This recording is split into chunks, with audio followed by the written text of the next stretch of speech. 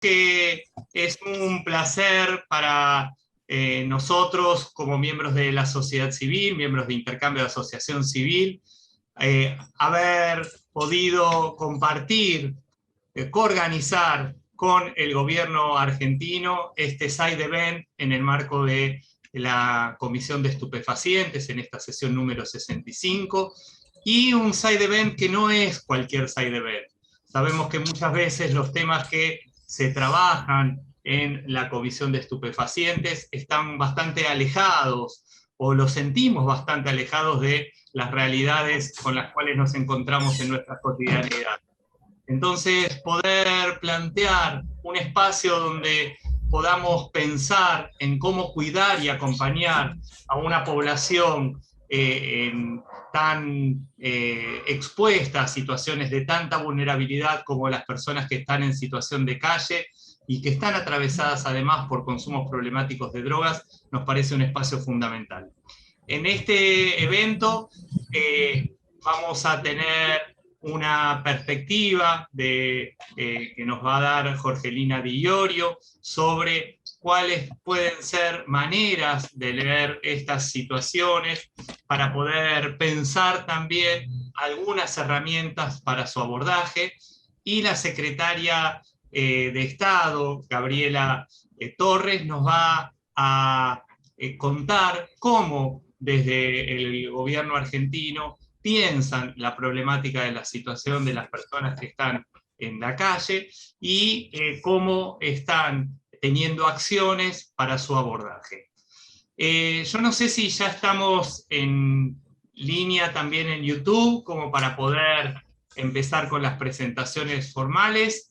Sabi, estamos... No, todavía no, Pablo. Todavía no. Ok, si les parece... no sé si ahí de Cedronar están tratando de hacerlo. Estamos... Ok, bien. Voy a presentar de cualquier manera a Jorgelina, ¿sí? Que es quien va a darnos un panorama sobre cómo pensar este tema para la región. Jorgelina Di Iorio es coordinadora del área de intervención y capacitación de Intercambio de Asociación Civil, es doctora en psicología, investigadora del CONICET, docente de la Facultad de Psicología de la Universidad de Buenos Aires, y ha escrito, ha hecho diferentes investigaciones y ha escrito muchos artículos y capítulos de libros, especialmente vinculados con la psicología social comunitaria, especialmente en temas de infancia y de personas en situación de calle. Jorgelina va a compartir también la pantalla, va a ser una exposición relativamente corta, tenemos poco tiempo para toda la sesión, luego lo hará Gabriela, y después abriremos a comentarios, preguntas que podrán hacer tanto en el canal de YouTube como en este espacio, de manera escrita a través del chat, ¿sí? Abajo van a encontrar que dice chat, ahí pueden escribir sus preguntas que yo retomaré para cada una de las panelistas. Jorgelina, si te parece, largamos. Bueno, muchas gracias, Pablo, por la presentación, y también a la Cedronar, en nombre de Gabriela, que está acá, por compartir este espacio de diálogo, ¿no? Y por generar estos intercambios para pensar de qué manera ampliar derechos hacia poblaciones en condición de mayor vulnerabilidad. Yo voy a compartir una presentación, está en español y en inglés, o sea, para quienes quieran ir siguiéndola, solo les pido un minuto de paciencia para compartirla, y te pido, Pablo, que me digas si se está viendo. Sí, perfecto. Ahí voy a poner en presentación completa. Ahí está.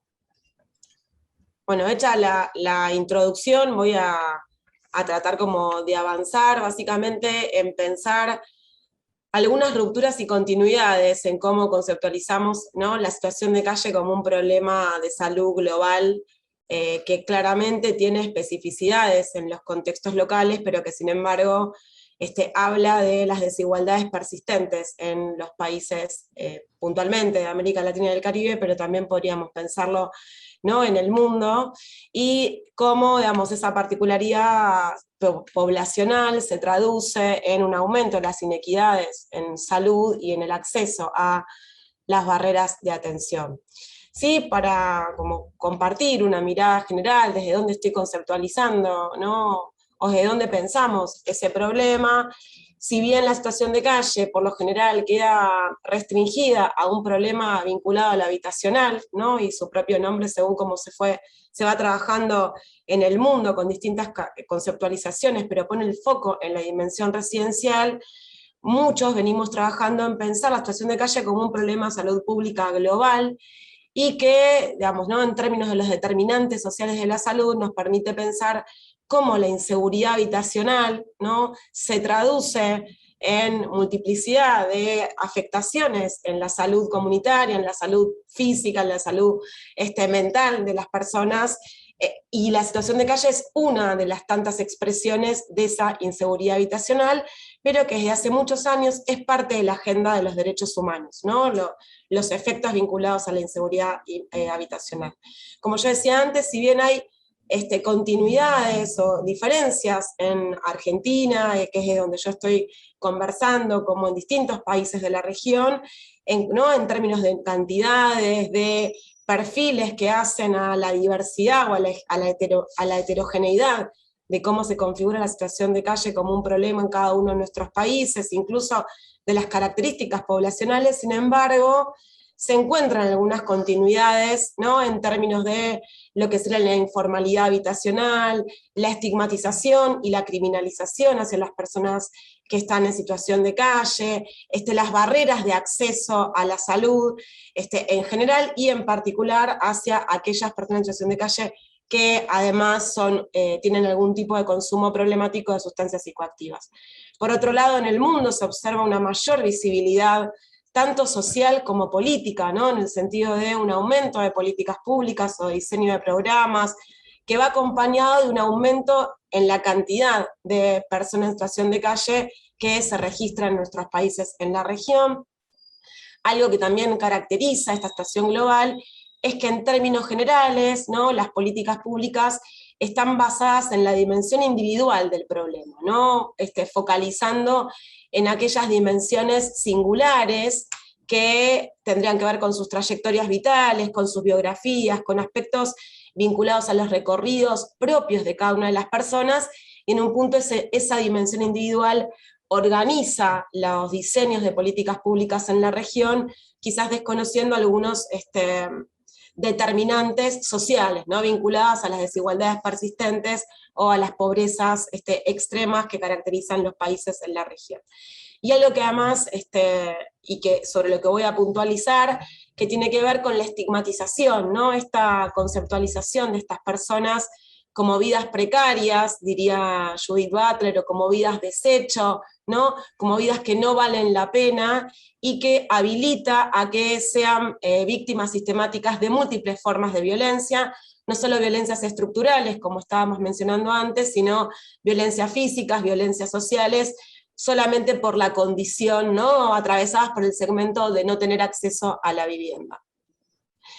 Estas poblaciones, ¿no? Y por qué pensar en la particularidad de cómo entonces acceden a la salud, porque las pensamos como poblaciones justamente por esta caracterización, como poblaciones de difícil acceso, o poblaciones ocultas, dicen, ¿no? Algunos autores, y que son cuerpos que están en movimiento, porque para garantizar la subsistencia necesitan recorrer, ¿no? Las ciudades. Si bien es un problema que encontramos mayoritariamente en los centros urbanos, no podemos desconocer que hay en algunas regiones situación de calle en contexto rural, con lo cual arma una complejidad diferente, ¿no? Una heterogeneidad para pensar cómo diseñar políticas de acceso a la salud, en particular para quienes usan drogas.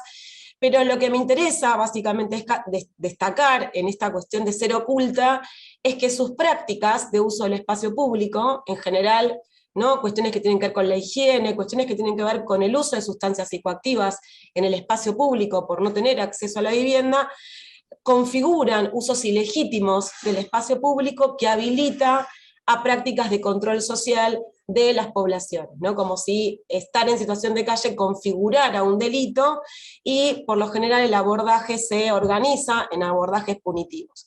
Si pensamos, ¿no?, en los usos de drogas como y en la región, no solo en la particularidad de Argentina, que convive todavía una ley penal que penaliza la tenencia para consumo personal, y que convive con una ley que piensa los usos problemáticos de drogas como parte del campo de la salud mental, digo, en la región, no solo en la particularidad argentina, el abordaje de uso de drogas tiene que ver con políticas punitivas. Entonces, la criminalización de ese uso de drogas genera que las personas que están en situación de calle no solo no se reduzca el problema, sino que se perpetúen las condiciones de desigualdad a las que se enfrentan estas personas. Si bien el uso de drogas, ¿no?, en términos generales, no podríamos afirmar que todas las personas que están en situación de calle tienen un consumo de sustancias psicoactivas problemático, y esa relación entre uso de drogas y situación de calle sigue siendo parte ¿no?, de los mitos o de ciertas afirmaciones sobre las que requerimos tener mayor información, porque no hay estudios que puedan dar cuenta de esas relaciones. Quienes están en situación de calle y además usan sustancias psicoactivas son más vulnerables, ¿no?, a tener probabilidades de infección VIH como hepatitis C, incluso es más probable, ¿no?, el intercambio de relaciones sexoafectivas por alojamiento, incluso por protección o por seguridad, así como por obtener sustancias psicoactivas. Es más probable que otras poblaciones que sean víctimas de violencia institucional y de violencia social tienen mayores probabilidades de ser arrestados y también de ser encarcelados, justamente porque sus prácticas son consideradas como ilegítimas, ¿no?, como mencionábamos antes, porque su vida cotidiana se desarrolla en ese espacio público, enfrentan más inequidades en el acceso a la salud y mayores barreras de acceso. Por lo general están más afectadas o afectadas que otras poblaciones, incluso dentro de la situación de calle, quienes están en la intersección de consumir sustancias psicoactivas, por la separación familiar, ¿no?, tanto para acceder a veces a la asistencia social o de cuidados, como para acceder a los tratamientos de uso de drogas. Experimentan mayores barreras vinculadas con el género, y como mencionábamos antes, son altamente estigmatizados, no solamente por la población en general, sino muchas veces por los propios efectores de salud y los servicios sociales que deberían garantizar su asistencia. Esta caracterización que yo estoy presentando, ¿no?, que parte, ¿no?, de lo que se viene estudiando en la región, nos configura un problema que nos genera, en todo caso, múltiples preguntas sobre de qué manera diseñar intervenciones o abordajes que acompañen, más que criminalicen, a las personas en situación de calle que son usuarias de sustancias psicoactivas, pero además complejiza el problema pensando que los problemas relacionados por los usos de drogas no solamente son problemas físicos o en el campo de la salud mental, digamos, para hacerlo de manera restringida, sino problemas que hacen a la dimensión legal, a la dimensión social y de su vida comunitaria, ¿no?, y de la accesibilidad a derechos que muchas veces quedan en plano de meros reconocimientos formales.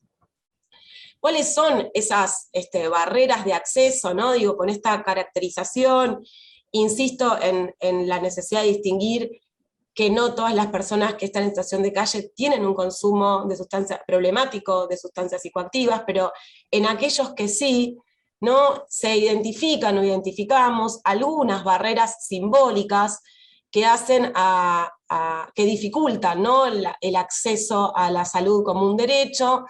Por un lado, a partir incluso de algunos estudios que hemos realizado con poblaciones claves en condición de marginalidad en nuestro país, hemos identificado cómo persisten algunas miradas condenatorias sobre el uso de drogas por parte de los profesionales e incluso por parte de las propias personas en situación de calle, ¿no?, y que eso inhabilita que puedan contar sobre un problema vinculado a la salud por el temor a la sanción moral, ¿no?, porque están haciendo una práctica que sigue siendo considerada ilegal, peligrosa, ¿no?, atravesada por mandatos morales, que genera, ¿no?, que muchas veces no expliciten claramente aquellas afectaciones vinculadas con el uso de drogas. Y eso se traduce en un aumento de riesgos o vulnerabilidades más que de cuidados.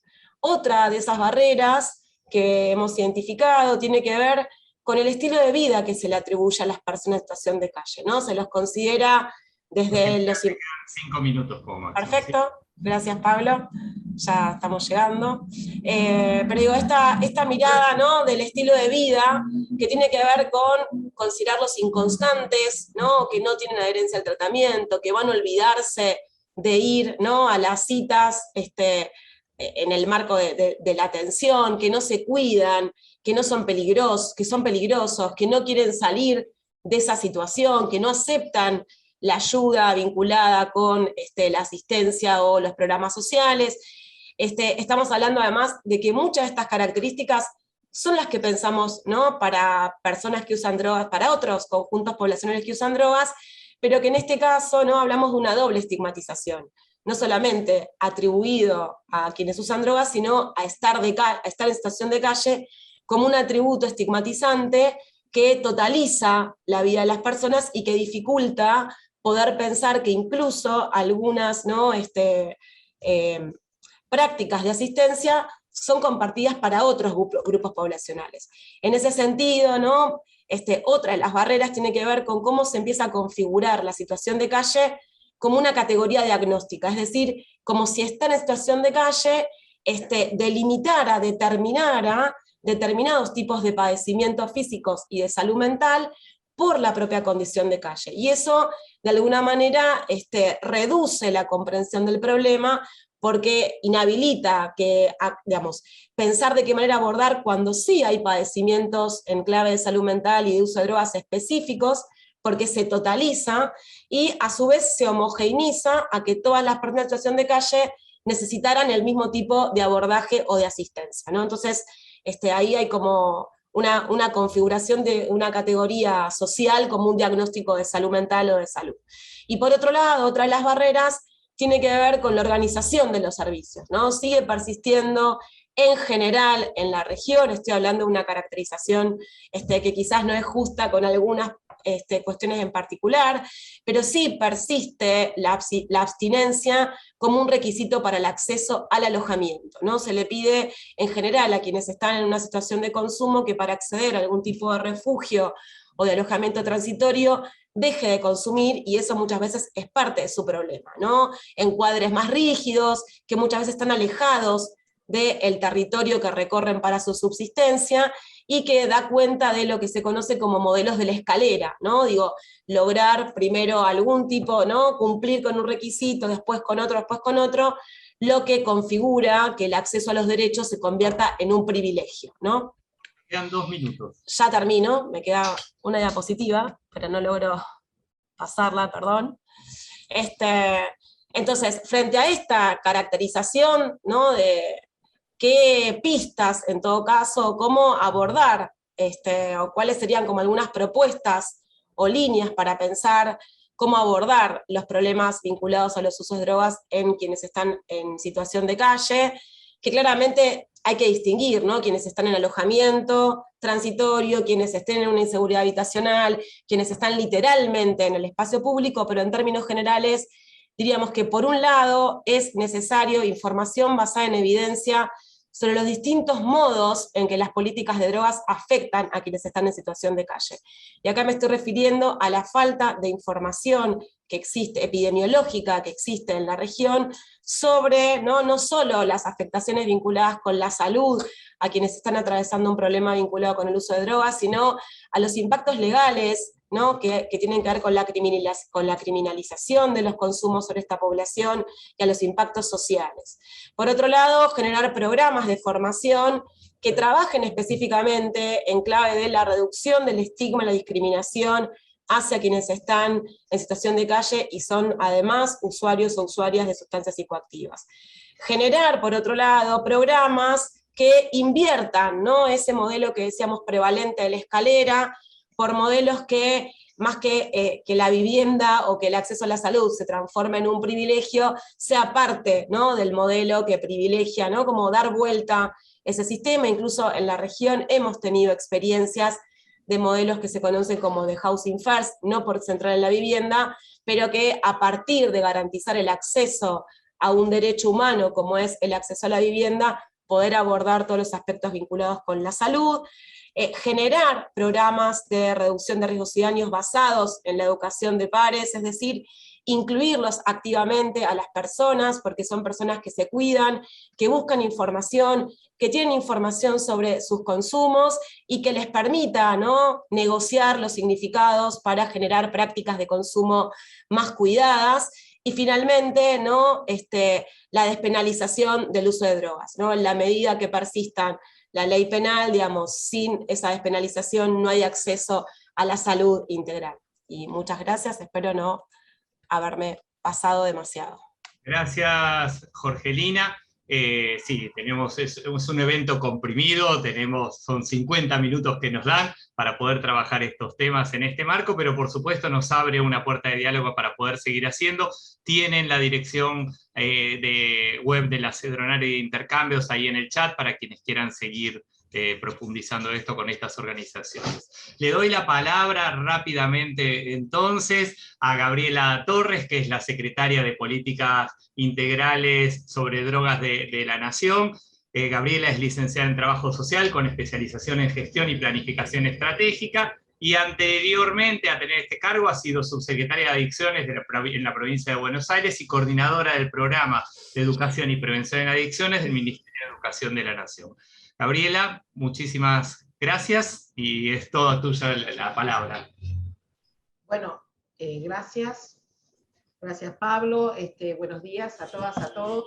En principio, sé que tengo poco tiempo, puedo hablar rápido, pero quiero decir que para nosotros de Cedronar es una alegría compartir con Intercambios esta actividad. Nosotros pasábamos rápidamente antes de empezar que habíamos pensado en todas las propuestas que queríamos presentar conjuntamente al inicio de nuestra gestión, y después la pandemia imposibilitó. Así que concretar una posibilidad de compartir una mirada que es muy importante que el Estado, para nosotros es una decisión, cuando uno dice que trabaja con organizaciones de la sociedad civil, nosotros ni queremos modificar los que piensan las organizaciones de la sociedad civil, pero sí siempre todos los puntos de encuentro que tengamos tenemos que fomentarlos juntos.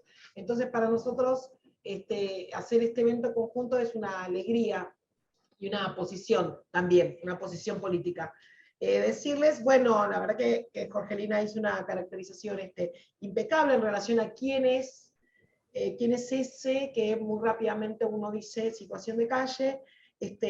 A mí me gusta, para poder explicar algo de qué nos planteamos en términos de política pública en Argentina, para poder pensar estos temas, siempre es importante algo de la concepción del problema, y algo siempre para intervenir, la concepción del problema y quién es la persona que nosotros vamos a intervenir. ¿Quién? ¿Qué características tiene? Así que bueno, en relación a las características me parece que no hace falta que yo ahonde, pero sí algo recalcar, me parece importante, una mirada que viene cambiando, que hay que trabajar un montón en la región específicamente, en el mundo en general, en relación a los consumos problemáticos como un síntoma de situaciones mucho más complejas, y como un problema que a mí me gusta decir de derechos humanos, afecta al cuerpo, afecta las relaciones con los demás, afecta la subjetividad, tiene que ver con la trayectoria de vida, con el contexto o en qué país, qué está permitido. Me parece que hay algo de seguir trabajando la lógica de que no es un problema de voluntad individual. Mucho hay que trabajar esa lógica. En ese marco, nuestra concepción, que tiene que ver con pensar en su trayecto de vida, de dónde vivió, qué historia tuvo ese cuerpo, si alguna vez alguien le dijo que había que lavarse los dientes para cuidarse, quién es ese. Me parece muy importante focalizar, más allá de la particularidad de quién vive en situación de calle, la exclusión. Nosotros vivimos en países, no sé por qué lo estoy diciendo a todos, pero la inequidad del mundo es un problema de todos los países. Hay países como el nuestro que tienen índices más grandes de pobreza en Latinoamérica en general, en África, no sé, montones, pero el mundo tiene que hablar de inequidad distributiva porque es un problema de exclusión enorme. Entonces no podemos hablar de estos temas sin hablar desde esa mirada de la injusticia social existente. Después, dicho esto, algunas caracterizaciones que nosotros pensamos para armar algunas estrategias de intervención, la vulnerabilidad total, un poco lo que decía Jorgelina, agregarle no solo los derechos a la salud, nosotros atendemos familias en situación de calle, entonces sostener la escolaridad de un hijo, sostener cómo se complejiza todas las dimensiones de la vida de alguien. Por supuesto que hablar de falta de vivienda acota y reduce el problema, pero es muy importante como la complejidad de ver que están todos, absolutamente todos los derechos vulnerados. Nosotros en Argentina vivimos una campaña para que salga la ley de situación de calle, que después quiero remitir, igual nosotros tenemos, como están poniendo, una guía que está todo el marco jurídico de Argentina en relación a estos temas, que lo pueden buscar. Pero decirles que hay algo ahí de la calle no es un lugar para vivir, eso quería decir, la campaña fue la calle no es un lugar para vivir, la calle, que es lo público, es de todos, y es de todos, entonces no puede ser de alguien en particular. Ese lugar es público, es para vivirlo públicamente, y entonces no es un lugar para vivir, y eso nos parece que representa como un montón de situaciones en relación a no naturalizar que hay gente que vive en la calle, y que entonces lo resolvemos con unos refugios que están en un momento determinado, y que, como dice Jorgelina, no puedes entrar, si es una pareja puede entrar uno solo, y si consumiste no puedes entrar, ¿no? Bueno, todo eso requiere como un abordaje que contemple un poco más la complejidad.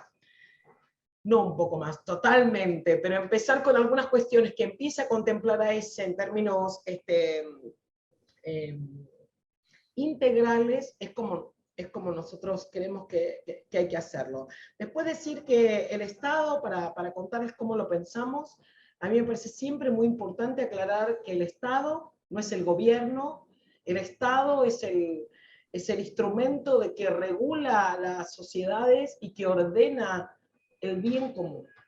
Después, claro, que según qué gobierno uno tiende a pensar si las personas tenemos todos los mismos derechos o no.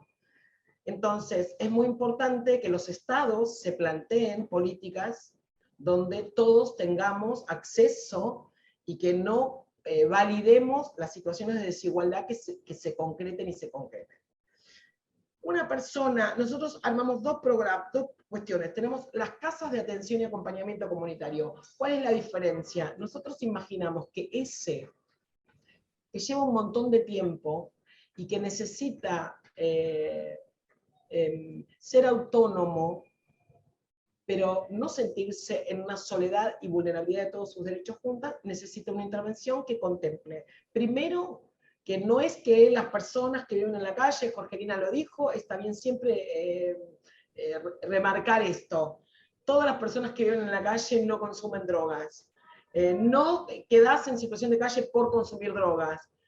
Muy importante como correr esos grandes estigmas. Sí decir que hay relatos maravillosos en relación a cómo esa situación de calle, esa vulnerabilidad, esa vida insoportable en soledad, en el medio de lo público, necesita ser calmada. Entonces hay relatos, yo digo preciosos, por cómo logran manifestarnos cómo las sustancias logran calmar el malestar y la angustia de ese vivir en un desamparo. Muy importante eso. Entonces nosotros armamos una guía que tiene algunas caracterizaciones, que fue construida con equipos de trabajo de las casas de atención y acompañamiento comunitario que trabajan con personas en situación de calle. Decirles entonces que la guía resume algunas cosas que yo las quiero contar en la cotidianidad de la casa. Algo que es una casa de atención y acompañamiento comunitario, es un espacio para que uno ancle, y que es una casa de intervención de bajo umbral, que uno entra y sale cuando quiere, y tiene la posibilidad de, según la lógica del lugar, no funciona con los mismos horarios. Es una casa que nosotros tenemos en la Capital Federal, en el barrio de Once, que es un barrio cercano a la centralidad de terminales de trenes. Entonces eso tiene un horario de funcionamiento. Los horarios de funcionamiento están armados en relación a la dinámica de las personas que viven en situación de calle. Quiere decir, no se almuerza al mediodía, se almuerza a las 5 de la tarde, se arma un lugar que tiene una estructura donde las personas pueden guardar su documentación, a partir del nacimiento de su hijo, el dinero que tengan, lo que quieran guardar. Es un lugar para alojar eso. ¿Cómo empezar a desarmar y a acompañar esa vida? Primero, una posición de escucha que no lo ubica en un lugar de inferioridad. Eso a veces parece una obviedad, pero a mí me parece muy importante remarcar que cuando nosotros hablamos de que un acompañamiento siempre cuida en nivel de paridad, por supuesto con la participación del otro en ese proceso, siempre cuida la construcción de esa autonomía sin que se sienta solo, pero esa autonomía. Entonces, no hay manera de que una intervención en relación a situación de calle para desarmar qué pasa ahí con los consumos y acompañar una vida más saludable de la que el otro pueda o quiera, tiene que ver con eso, no invadir, no marcar qué es lo que hay que hacer, y cómo funciona el otro con un cuidado par. Las estrategias de acompañantes pares, nosotros tenemos un lugar que se llama AUPA, que fueron casi iniciáticos en acompañar casos de tuberculosis, situación de calle, cómo el acompañante par tiene el horario de la medicación de cada uno y va a la ranchada a buscarlo, y cómo han sostenido situaciones que el sistema de salud nunca pudo sostener. O sea, alguien que tiene una HIV, tuberculosis, situaciones que, como bien marcaba Jorgelina, la salud se va degradando, no sostiene un tratamiento como no puede acordarse cuándo es martes a las 4, ¿no? Porque hay una dimensión de tiempo que está fuera de contexto por vivir en el medio del lugar. Todas las estrategias de esa paridad de cuándo es martes a las 4 para ir al médico, de a qué hora le toca la medicación, todo eso con otros, siempre respetando la autonomía. Eso me parece como una de las claves. Nosotros armamos unas pistas de primera escucha, que hablan de la posición de uno cuando escucha al otro, cómo no interrumpir, cómo no intervenir, cómo de verdad tener empatía con eso que el otro cuenta, qué pasa cuando ese que está en situación de calle nos cuenta relatos que parecieran sin sentido, cómo no contradecir esa escena, cómo registrar qué nos quiere decir en ese momento. Hay pistas, montones, no quiero como decirles cosas que están escritas, sí decirles que hay algo en esa intervención. Nosotros no podemos imaginar cómo marcarle la vida a otro y decir que entonces lo que tiene que hacer es. Hay algo muy importante en eso. Entonces, todas las estrategias de acompañamiento de nuestras casas de acompañamiento tienen que ver con eso. Hay montones de escenas donde ese que va ahí empieza a armar lazo con otro muy no sé cómo decirles, quiero decir algo que tiene que ver con el tiempo, como muy espaciosamente, con el tiempo de construir confianza. Alguien que vive en situación de calle ha tenido que cuidarse tanto para sobrevivir que tiene un nivel de desconfianza en una humanidad que le ha dicho que no millones de veces, porque nosotros a veces trabajamos con un pibe que viene de 8 años en situación de calle, 10 años en situación de calle, el nivel de desconfianza para que ese empiece a vincularse y confiar en alguien que aunque le está invitando a tocar la guitarra o un mate cocido, lo que fuera, hay un nivel de poder pensar cómo construir confianza con otro y quién es el otro, qué espera, que es muy importante a la hora de intervenir. Nosotros creemos que no hay manera de no tener en cuenta la dinámica del tiempo de intervención.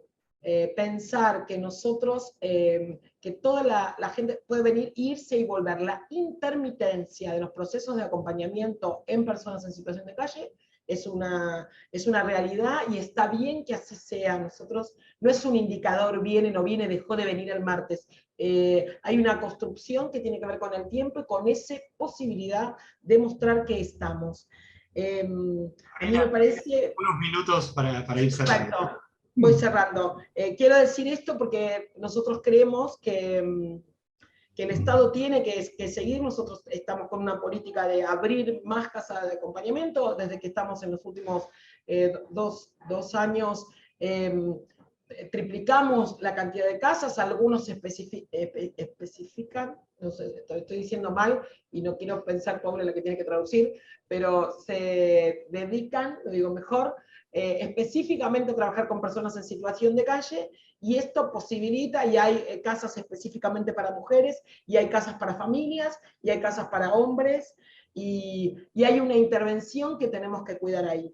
No podemos naturalizar el tema. Para nosotros hablar del tema, sacar la guía de intervención, trabajar juntos con intercambio, poner el tema en las agendas, todas las agendas que podamos, en relación a no naturalizar las desigualdades y las consecuencias físicas y sociales que atraviesan las personas en un marco de desigualdad. Eso nosotros vamos a seguir trabajando en esa línea. Con otros es integral, el Estado siempre tiene que intervenir y tiene que involucrar todas las áreas posibles para acompañar la vida de alguien. Chiquito, al final nosotros, Cedronar en Argentina fue formada hace como 30 años en el marco de la guerra de lucha contra las drogas, donde tenía la concepción de trabajar todos juntos, lo que era persecución al narcotráfico y atención a personas. Los paradigmas fueron modificándose. Claro que con mucho más desarrollo el paradigma de atención a las personas que el de persecución al narcotráfico. Cedronar solo se encarga hoy de atender a las personas, atender, investigar, acompañar, hacer prevención, y en ese sentido no es una política punitivista, no pedimos a nadie que no consuma para venir a atenderse, abrimos lugares, acompañamos la vida de las personas como viene, entendiendo eso, que el consumo es un síntoma, que hay que empezar a rearmar la vida toda de alguien, con las posibilidades de ese, con las posibilidades de lo que él quiera, acompañando esa escena para que todos tengamos alguna posibilidad de vida mejor. Eso. Bien. Muchísimas gracias, Gabriela. Como estábamos poniendo en el chat, para quien no sabe sobre el contexto de esta reunión es en el marco de la CND, y lamentablemente nosotros y nosotras tenemos un compromiso que es tratar de ser puntuales, porque son eventos satélites a la reunión principal que están en este momento en Viena, pero de manera híbrida y mucho online, como estos eventos satélites, haciéndose y discutiendo los lineamientos para las políticas de drogas de todos los países. Sin embargo, quizás quisiera remarcar algunas generalidades que han aparecido en lo que fue el chat, donde muchas de las organizaciones que están aquí asistiendo y participando están trabajando con personas de situación de calle, así que les invito a ir copiándose quienes, entre ustedes mismos, cuáles son los emails que han aparecido para poder armar una red y una comunidad de compartir experiencias de aprendizaje en este sentido. Por otro lado, quiero rescatar y recordar este material que está a disposición de todos y todas, que tiene la Cedronar en su página web, que es una guía para poder intervenir en estas situaciones con estos lineamientos que planteaba Gabriela y que a través de algunos dispositivos el gobierno está implementando. Y por otro lado también, por supuesto, invitarles a poder intercambiar con intercambio de asociación civil a través de los mails, página web o el medio que quieran, para poder, de nuevo, compartir, fortalecernos, capacitar recursos, lo que crean que pueda ayudar en esta red, en esta comunidad de aprendizaje conjunta que tenemos que tener, tenemos que fortalecer, porque no nos tenemos que olvidar, y creo que esto es lo fundamental de este puntapié, de este evento, que tenemos que visibilizar esta situación para poder pensarla y fundamentalmente para poder intervenir con urgencia con estas poblaciones que están expuestas a muchas vulnerabilidades y que quienes más necesitan de quienes tenemos ciertas posibilidades de acceso a ciertos bienes y conocimientos, de poder llegar a ellos y a ellas. Pedimos disculpas por no tener espacio para las preguntas o comentarios, pero bueno, es el compromiso que tenemos como marco de este evento. Y bueno, seguramente para nosotros también, dado el interés que ha habido, quizás nos interpele para ver de generar algún evento donde podamos abrir otros espacios más amplios de compartir y profundizar sobre estos temas. Les agradecemos a todas, a todos y a todes por habernos acompañado. Muchísimas gracias a los equipos de Intercambios y Cedronar que han trabajado ahí en las cuestiones técnicas hasta último momento y las cuestiones metodológicas también. Y bueno, quedamos en contacto. Muchísimas gracias y seguimos profundizando sobre el tema.